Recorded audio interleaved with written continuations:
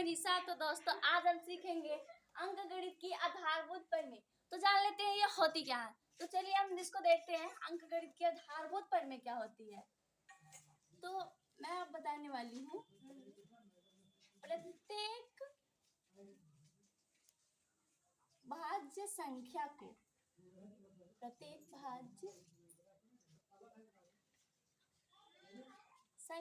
को अभाज्य संख्याओं के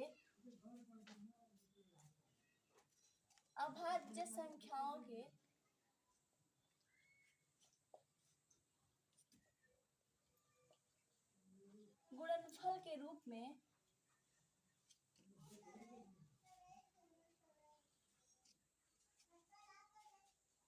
के रूप में लिखा जा सकता है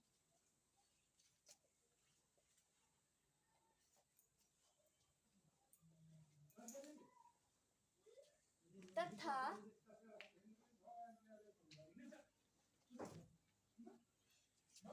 अभाज्य गुणनखंड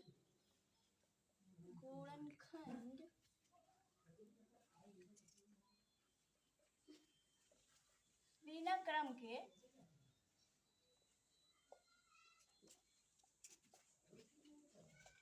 अद्वितीय होते हैं।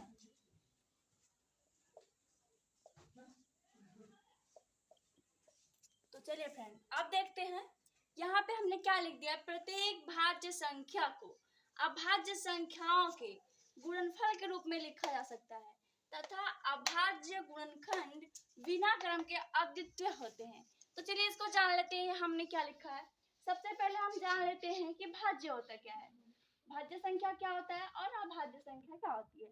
तो सबसे पहले हम आपको बताएंगे भाज्य संख्याओं के बारे में। तो हम लिखे भाज्य संख्या। दोस्तों ये भाज्य संख्या ऐसी संख्या होती है जो एक के अलावा और खुद के अलावा और भी सारी संख्याओं से विभाजित हो जाती हैं। जैसे कि हम उदाहरण के तौर पे समझ सकते हैं, यहाँ पे 25 ले लें तो 25 ऐसी संख्या है जो एक से भी विभाजित हो जाती है और खुद से विभाजित होती है और इसके अलावा 5 से भी विभाजित हो जाती है। तो ये ऐसी संख्या है जो खुद से और एक से विभाजित तो होती है लेकिन साथ में अन्य संख्याओं से विभाजित हो जा रही है। तो इसीलिए हम क्या कहते हैं, भाज्य संख्याएं। तो चलिए अब हम जान लेते हैं अभाज्य संख्याएं। अब मैं बता रही हूँ आप लोगों को अभाज्य संख्याओं के बारे में। तो अभाज्य संख्याएं क्या होती हैं। तो फ्रेंड्स अभाज्य संख्या ऐसी संख्याएं होती हैं जो एक से और स्वयं से केवल विभाजित होती हैं, बाकी और कोई संख्या से विभाजित नहीं होती हैं। तो चलिए देख लेते हैं ऐसी कौन कौन सी संख्याएं हैं। जैसे फ्रेंड्स हम जान लेते हैं दो ऐसी संख्याएं होती हैं जो एक से विभाजित हो जाती है और दो से खुद से विभाजित होती है। अब हम आगे देख लेते हैं 3। तो 3 भी ऐसी संख्या दोस्तों जो एक से तो विभाजित हो जाती है, खुद से तो विभाजित हो जाती है और एक से विभाजित होती है, बाकी इसके अलावा और कोई संख्या से विभाजित नहीं होती है। और आगे भी हम देख लेते हैं 5। तो 5 भी ऐसी संख्या है जो एक से विभाजित होती है और खुद से विभाजित होती है। और ये ऐसी संख्याएं होती हैं भाज्य जो खुद से विभाजित होती हैं और एक से विभाजित होती हैं। तो इन संख्याओं को हम क्या कहते हैं, अभाज्य संख्याएं। तो चलिए अब हम आगे जान लेते हैं क्या हमने लिख रखा है। यहाँ पे हमने लिख रखा है प्रत्येक भाज्य संख्या को यानी प्रत्येक वैसी संख्या जो खुद से विभाजित होती है, एक से विभाजित होती है और इसके अलावा कोई और भी संख्या से विभाजित हो सकती है। तो प्रत्येक भाज्य संख्या को अभाज्य संख्याओं की अभाज्य संख्या जो खुद से और एक से होती है के गुणनफल के रूप में लिखा जा सकता है। तो हम प्रत्येक भाज्य जो संख्याएं होती हैं इनको हम अभाज्य संख्याओं के गुणनफल के रूप में लिख सकते हैं। लेकिन क्या होता है दोस्तों, तथा अभाज्य गुणनखंड बिना क्रम के अद्वितीय होते हैं। तो अभाज्य गुणनखंड आदि हम जो लिखते हैं तो इसमें क्रम बदलने पर भी कोई फर्क नहीं पड़ता है। तो इसीलिए हम इसे कह रहे हैं कि ये बिना क्रम के भी अद्वितीय होते हैं, इनमें कोई फर्क नहीं पड़ता है। तो चलिए हम इसको उदाहरण के तौर पे समझते हैं। तो देखते हैं दोस्तों, उदाहरण के तौर पे हम आपको समझाते हैं। तो चलिए, जैसे हम ले लेते हैं यहाँ पे 420। अब ये हमारी क्या है दोस्तों, भाज्य संख्या है। तो अब इसको हम गुणनखंड करके देखते हैं। तो गुणनखंड करते हैं। तो गुणनखंड करके मैं बता रही हूँ आपको। तो ये मैं गुणनखंड कर ले रही हूँ। तो यहाँ पे हमने ये गुणनखंड कर लिया है। अब हमने क्या किया है, भाज्य संख्या को, अब ये जो हमारी भाज्य संख्या थी 420, इसको हम अभाज्य संख्याओं के गुणनफल के रूप में लिखते हैं। देखते हैं कैसे।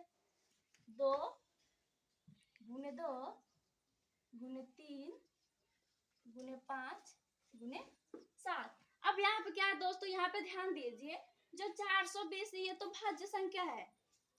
और यहाँ पे देखिए दोस्तों, दो जो क्या होता है दोस्तों, अपने से यानी कि खुद से विभाजित होता है और एक से विभाजित होता है। तो ये क्या है, अभाज्य संख्या है। और ऐसे तीन भी हम बता चुके हैं, एक से विभाजित होता है और खुद से विभाजित होता है। तो इसीलिए ये भी क्या है, अभाज्य संख्या है। और यहाँ पे देखते हैं 5 भी जो बता चुके हैं हम, एक से और 5 से होता है। और यहाँ पर 7, तो 7 भी ऐसी संख्या है दोस्तों जो एक से और खुद से विभाजित होती है। तो चलिए अब हम इसको और भी बता दें।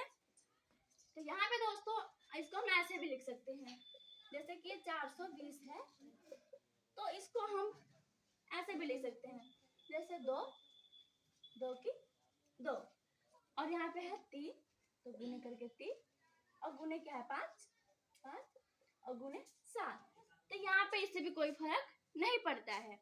और आगे हम देखते हैं, अब आगे जो हमारा शर्त है, अभाज्य गुणनखंड बिना क्रम के अद्वितीय होते हैं। तो बिना क्रम के अद्वितीय क्या होते हैं, अभी मैं बता दे रही हूँ आपको।